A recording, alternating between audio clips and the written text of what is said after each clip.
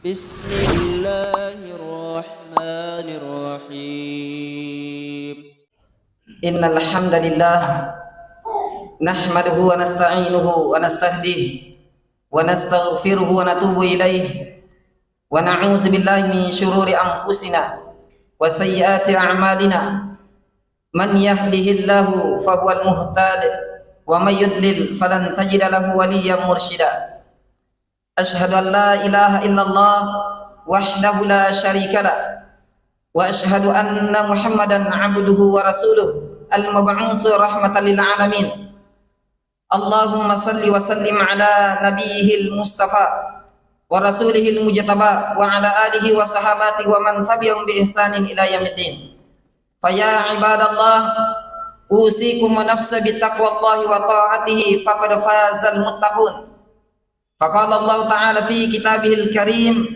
وهو أصدق القائلين بعد أعوذ بالله من الشيطان الرجيم يا أيها الذين آمنوا اتقوا الله حق تقاته ولا تموتن إلا وأنتم مسلمون يا أيها الذين آمنوا اتقوا الله وقولوا قولا سديدا يصلح لكم أعمالكم ويغفر لكم ذنوبكم ومن يطع الله ورسوله فقد فاز فوزا عظيما يا أيها الذين آمنوا اتقوا الله ولتنظر نفس ما قدمت لغد واتقوا الله إن الله خبير بما تعملون. Sidang jamaah Jumat yang dimuliakan oleh Allah Subhanahu wa taala. Sesungguhnya segala bentuk pujian hanyalah milik Allah Subhanahu wa taala. Oleh karenanya hanya kepada Allah Subhanahu wa taala kita memuji dengan mengucapkan alhamdulillahirabbil alamin. Segala bentuk pujian hanyalah milik Allah Subhanahu wa taala, Rabb pencipta dan pemelihara alam semesta. Kemudian hanya kepada Allah Subhanahu wa taala kita juga senantiasa mohon pertolongan. Inilah yang senantiasa kita nyatakan di dalam salat kita. Ketika kita membaca surah Al-Fatihah, iyyaka na'budu wa iyyaka nasta'in. Hanya kepadamu ya Allah kami beribadah dan hanya kepadamu kami mohon pertolongan. Kemudian hanya kepada Allah Subhanahu wa taala kita beristighfar, memohon ampun kepadanya atas dosa-dosa dan kesalahan-kesalahan yang telah kita lakukan. Kemudian hanya kepada Allah Subhanahu wa taala kita beristi'adzah, yaitu memohon perlindungan kepadanya dari keburukan jiwa kita dan keburukan amal-amal perbuatan kita. Karena sesungguhnya barang siapa yang diberikan hidayah oleh Allah Subhanahu wa taala, maka tidak seorang pun yang mampu menyesatkannya.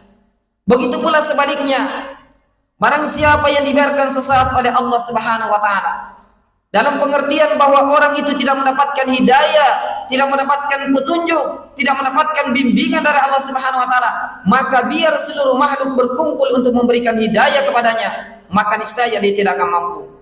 Saya bersaksi dan tentu kita semuanya bersaksi bahwa tidak ada Tuhan yang berhak disembah kecuali Allah Subhanahu wa taala dan Nabi Muhammad sallallahu alaihi wasallam adalah hamba dan rasul Allah Subhanahu wa taala. Wahai orang-orang yang beriman, bertakwalah kepada Allah Subhanahu wa taala sebenar-benarnya takwa kepadanya dan jangan sekali-kali mati kecuali dalam keadaan beragama Islam atau kecuali dalam keadaan muslim, yaitu tunduk patuh pasrah hanya kepada Allah Subhanahu wa taala. Wahai orang-orang beriman, bertakwalah kepada Allah Subhanahu wa taala dan hendaklah kalian mengatakan perkataan yang benar. Niscaya Allah akan memperbaiki amalan-amalan kalian. Kemudian Allah akan mengampuni dosa-dosa kalian. Barang siapa yang taat kepada Allah dan Rasulnya Muhammad sallallahu alaihi wasallam, maka sungguh dia telah mendapatkan kemenangan yang besar. Wahai orang-orang yang beriman, bertakwalah kepada Allah Subhanahu wa taala dan hendaklah setiap orang memperhatikan, menghitung-hitung apa yang telah dia perbuat untuk hari esok, yaitu hari akhirat. Bertakwalah kepada Allah Subhanahu wa taala karena sesungguhnya Allah Maha teliti terhadap apa yang kalian kerjakan. Sidang jamaah Jumat yang dimuliakan oleh Allah Subhanahu wa taala. Insyaallah tema khutbah kita pada kesempatan kali ini adalah sebab-sebab kemunduran umat Islam. Kemudian bagaimana solusinya, merujuk kepada sistematika nuzulnya wahyu. Sidang jamaah Jumat yang dimuliakan oleh Allah Subhanahu wa taala. Tentu kita menyadari bahwa sesungguhnya pada awalnya bangsa Arab yang tadinya adalah bangsa yang sangat tertinggal, tetapi setelah kedatangan Islam maka Allah Subhanahu wa taala berikan kejayaan kepada umat ini. Dan Umar bin Khattab mengatakan bahwa sesungguhnya kita ini adalah kaum yang tadinya adalah kaum yang terhina. Kemudian Allah muliakan kita dengan Islam. Dan barang siapa yang mencari kemuliaan selain daripada Islam, maka dia akan dihinakan kembali oleh Allah Subhanahu wa taala. Sidang jamaah Jumat yang dimuliakan oleh Allah Subhanahu wa taala. Oleh karenanya, sebab kemunduran umat saat ini adalah yang pertama adalah lemahnya keyakinan kepada Allah Subhanahu wa taala atau lemahnya iman. Dan ini sudah kita lihat di dalam sebuah hadis disebutkan an Thawbana qala Rasulullah sallallahu alaihi wasallam yushikul umamu an tada'a alaikum kama tada'a al-akalatu ila qas'atiha faqala qailun min qillatin nahnu yawma idzin qala bal antum yawma idzin katsir walakinnakum butha'un ka butha'is sayli wa liyanza'anna Allahu fi suduri aduwikum al-mahabbata minkum wa liyaqdhifanna Allahu fi qulubikumul al-mahabbata minkum. Faqala qailun. Kemudian salah seorang sahabat bertanya, faqala qailun, apakah ya Rasulullah, apakah pada saat itu ya jumlah kami sedikit? Karena Rasulullah sallallahu alaihi wasallam dan hadis ini menjelaskan bahwa nanti akan datang suatu kaum di mana kalian akan diperebutkan sebagaimana hidangan yang makanan di atas hidangan akan diperebutkan oleh orang-orang yang lapar. Maka salah seorang sahabat bertanya, ya Rasulullah, apakah jumlah kami pada saat itu sedikit? Maka apa jawab Rasulullah sallallahu alaihi wasallam? Bal antum yawma idzin katsir walakinnakum ghusaa'un ka ghusaa'is sayli. Tidak, bahkan jumlah kalian pada saat itu sangat banyak, tetapi kalian seperti buih di atas aliran air. Maka akan dicabut rasa takut, rasa gentar dari musuh-musuh kalian. Bahkan Allah akan meletakkan di dalam hati kalian sebuah penyakit al-wahan. Kemudian salah seorang sahabat Rasulullah sallallahu alaihi wasallam, "Wa mal wahan ya Rasulullah?" Qala hubbud dunya wa karahiyatul maut, rawahu Abu Dawud. Apa penyakit itu ya Rasulullah? Kemudian Rasulullah menjelaskan bahwa hubbud dunya wa karahiyatul maut, cinta terhadap kehidupan dunia kemudian takut akan kematian. Hadis riwayat Abu Dawud. Sidang jamaah Jumat yang dimuliakan oleh Allah Subhanahu wa taala. Oleh karenanya ini adalah merupakan sumber daripada kemunduran umat Islam. Dan bagaimana solusinya? Maka tentu kalau kita merujuk kepada pola sistematika nuzulnya wahyu atau yang kita kenal dengan manhaj nubuwah, maka yang pertama yang diperbaharui oleh Rasulullah SAW dikuatkan adalah iman tauhid, akidah tauhid. Bagaimana supaya sahabat-sahabat ini diantar untuk punya keimanan, karena segala sesuatu itu yang berakar daripada iman. Oleh karenanya dalam sebuah hadis disebutkan, ajaban li amril mu'min, bagi seorang mukmin itu sungguh menakjubkan kehidupannya. Kenapa? Karena semuanya adalah baik. Apabila dia mendapatkan sesuatu yang menyenangkan, maka dia bersyukur kepada Allah Subhanahu wa taala. Tetapi apabila dia mendapatkan sesuatu yang tidak menyenangkan, suatu musibah, maka dia kembalikan kepada Allah Subhanahu wa taala. Dia bersabar dan itu baik pula baginya. Kemudian Rasulullah sallallahu alaihi wasallam melanjutkan sabdanya, dan itu tidak berikan kecuali hanya kepada orang yang beriman kepada Allah Subhanahu wa taala. Sidang jamaah Jumat yang dimuliakan oleh Allah Subhanahu wa taala. Oleh karenanya mari kita senantiasa meningkatkan keimanan kita kepada Allah Subhanahu wa taala. Dan Rasulullah sudah bersabda, jaddidu imanakum bi la ilaha illallah. Perbaharui iman kalian dengan apa? Dengan ucapan kalimat la ilaha illallah. Bahkan kita belajar salat, ya saya lihat bahwa ada kitab yang bernama Salatul Mu'min atau yang sudah diterjemahkan ke dalam bahasa Indonesia namanya Ensiklopedia Salat. Bahkan di dalam hadis itu disebutkan, barang siapa yang mengucapkan kalimat la ilaha illallah wahdahu la syarikalah lahul mulku wa lahul hamdu wa huwa ala kulli syai'in qadir. Dalam hadis yang lain disebutkan ada tambahannya, yuhyi wa yumitu wa ala kulli syai'in qadir. Dia ucapkan setiap selesai salat subuh 10 kali, kemudian setelah selesai salat maghrib 10 kali, maka orang ini akan diangkat derajatnya oleh Allah Subhanahu wa taala. Kemudian dihapuskan kesalahan-kesalahannya, bahkan dijamin oleh Allah tidak ada orang yang lebih utama pada hari itu kecuali ada orang yang melakukan sama. Bahkan dia dijamin dia tidak akan pernah melakukan dosa besar pada hari itu kecuali cuma satu, yaitu perbuatan syirik. Na'udzubillah min dzalik. Karena di dalam hadis disebutkan bahwa perbuatan syirik ini adalah perbuatan yang sangat lembut. Dia adalah merupakan dosa besar, tetapi dia lebih lembut daripada binatang semut. Siapa saja terjangkiti, maka Rasulullah SAW memerintahkan kepada kita, menganjurkan kepada kita untuk berlindung daripada perbuatan syirik, supaya keimanan kita tidak tergadai. Na'udzubillah min dzalik. Sidang jamaah Jumat yang dimuliakan oleh Allah Subhanahu wa taala. Jadi kalimat la ilaha illallah, kita senantiasa bersaksi bahwa tidak ada Tuhan yang berhak disembah kecuali Allah Subhanahu wa taala. Bahkan dalam riwayat Imam Bukhari dan Imam Muslim disebutkan an Abi Hurairah radhiyallahu anhu qala Rasulullah sallallahu alaihi wasallam al-imanu bid'u wa sab'una bid'un wa sittuna syu'batan fa afdaluha qaulu la ilaha illallah wa adnaha imatatul adza anit tariq wal haya'u syu'batun minal iman. Rawahul Bukhari wa Muslim. Rasulullah sallallahu alaihi wasallam bersabda bahwa iman itu terdiri daripada 70 cabang atau 60 cabang. Cabang yang paling utama adalah mengucapkan kalimat la ilaha illallah. Oleh karenanya simpul keimanan kita, simpul keislaman kita, mari kita senantiasa mengucapkan kalimat la ilaha illallah benar-benar lahir daripada kesadaran dalam diri kita. Dan Rasulullah memberikan jaminan, siapa yang mengucapkan kalimat ini benar-benar ikhlas dalam hatinya, maka diharamkan jasadnya disentuh api neraka. Bahkan dialah orang yang paling berbahagia dengan syafaat Rasulullah SAW pada hari kiamat nanti. Sidang jamaah Jumat yang dimuliakan oleh Allah Subhanahu wa taala. Jadi sebab-sebab kemunduran umat ini, yang pertama adalah lemahnya keimanan kepada Allah Subhanahu wa taala. Kemudian yang kedua, berpaling daripada Al-Qur'an. Bukankah Allah Subhanahu wa taala sudah menjelaskan di dalam Al-Qur'an bahwa sesungguhnya musuh nyata kita adalah yang namanya orang-orang kafir kemudian setan, dan ternyata program utamanya yang namanya setan kemudian orang kafir. Bagaimana supaya umat Islam itu berpaling daripada Al-Qur'an? Wa qala alladziina kafaru la tasma'u li hadzal qur'an walghaw fihi la'allakum taghlibun.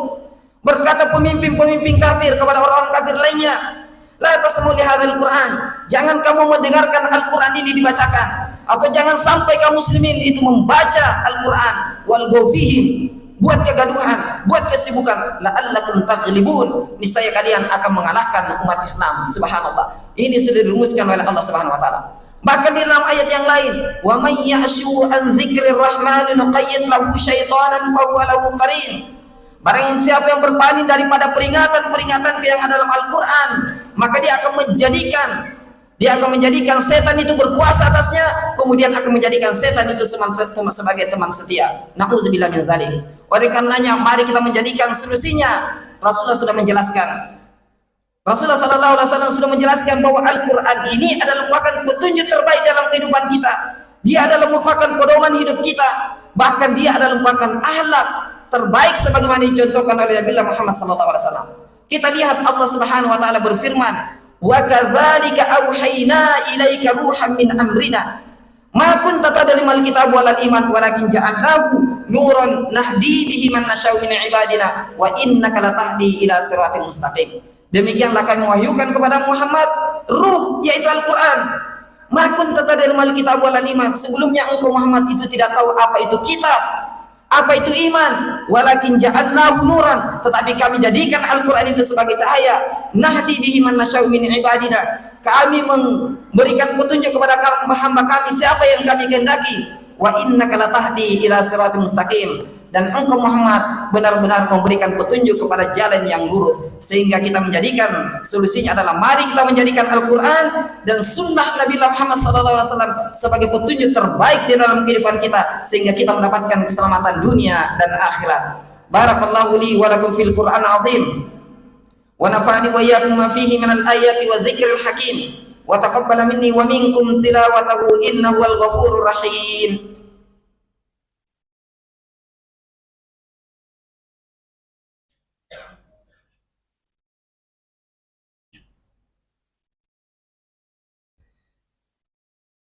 Alhamdulillahilladzi hadana li hadza wa ma kunna linahtadiya laula an hadana Allah.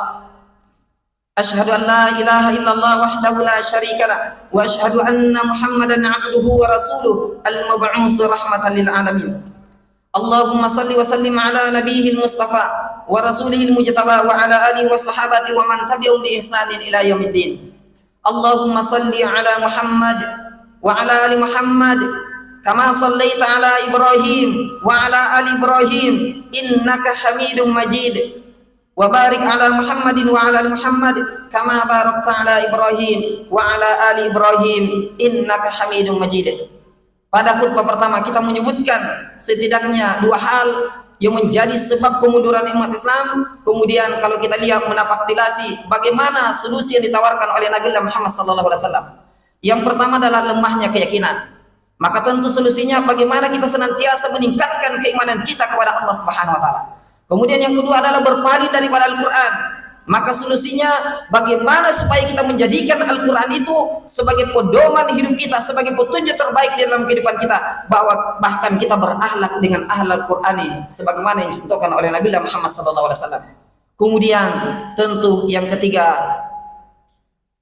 lemahnya ya umat Islam ini, atau menjadi sebab-sebab kemunduran umat Islam ini itu karena malas beribadah. Maka solusinya mari kita tekun beribadah kepada Allah Subhanahu wa taala. Kita beribadah sepenuh hati kepada Allah Subhanahu wa taala, karena sesungguhnya Rasulullah dan para sahabat radhiyallahu anhum, dan tentu kita juga berharap semoga kita ditolong oleh Allah Subhanahu wa taala karena kita dekat dengan Allah Subhanahu wa taala. Untuk itu marilah kita berdoa kepada Allah Subhanahu wa taala. Semoga Allah Subhanahu wa taala senantiasa memberikan kepada kita semuanya al-afiyah, keselamatan baik di dunia dan di akhirat, dan tentu yang terpenting Allah memberikan hidayah kepada kita dan memberikan keistiqomahan sampai dengan akhir hayat kita, sehingga kita meninggal dalam keadaan husnul khatimah insyaallah. Bahkan dijamin oleh Allah, orang yang berniat di dalam hatinya untuk memperjuangkan agama Allah, maka dia akan mati dicatat sebagai mati dalam rangka untuk memperjuangkan agama Allah, walaupun dia matinya di atas tempat tidurnya karena dia sudah berniat. Untuk itu sekali lagi mari kita berdoa kepada Allah Subhanahu wa taala. Bismillahirrahmanirrahim. Alhamdulillahirabbil alamin. Wassalatu wassalamu ala Rasulillah wa ala alihi wa sahbihi ajma'in.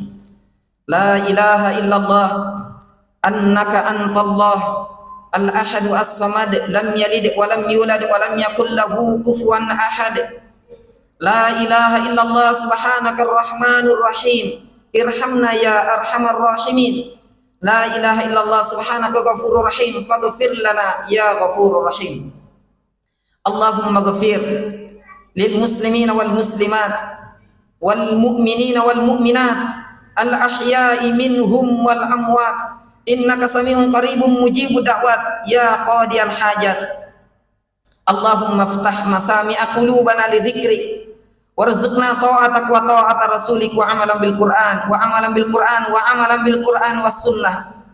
Ya Allah, bukakanlah hati-hati kami yang hadir di tempatmu ini ya Allah, rumahmu ini ya Allah, untuk senantiasa ingat kepadamu kapan dan dimanapun kami berada. Ya Allah, berilah kekuatan kepada kami ya Allah untuk senantiasa taat kepadamu dan taat kepada Rasulmu Muhammad sallallahu alaihi wasallam. Ya Allah, berilah kekuatan kepada kami ya Allah untuk senantiasa berbuat sesuai dengan Al-Quran dan sunnah Rasulmu Muhammad sallallahu alaihi wasallam. Rabbana la tuzigh qulubana ba'da idh hadaitana wa hab lana min ladunka rahmah innaka antal wahhab. Ya Allah, jangan Engkau memalingkan hati kami setelah Engkau berikan hidayah kepada kami. Ya Allah, kami memohon rahmat dari sisimu karena sesungguhnya Engkau Maha Pemberahmat. Allahumma ghafir lana wa liwalidina warhamhum kama rabbawna shighara. Ya Allah, ampunilah dosa-dosa dan kesalahan-kesalahan kami, dosa-dosa dan kesalahan kedua orang tua kami. Sayangi mereka semua ya Allah sebagaimana mereka semua mendidik kami di waktu kecil. Rabbana ghafir lana wa li ikhwanina alladhina sabaquna bil iman wa la taj'al fi qulubina ghillan lil ladzina amanu rabbana innaka ra'ufur rahim. Rabbana zalamna anfusana wa illam taghfir lana wa tarhamna lanakunanna minal khasirin. Rabbana atina fid dunya hasanah wa fil akhirati hasanah wa qina adzaban nar. Wa sallallahu ala nabiyyina Muhammadin wa ala alihi washabbihi wasallam. Subhana rabbika rabbil izzati amma yasifun wa salamun alal mursalin walhamdulillahi rabbil alamin.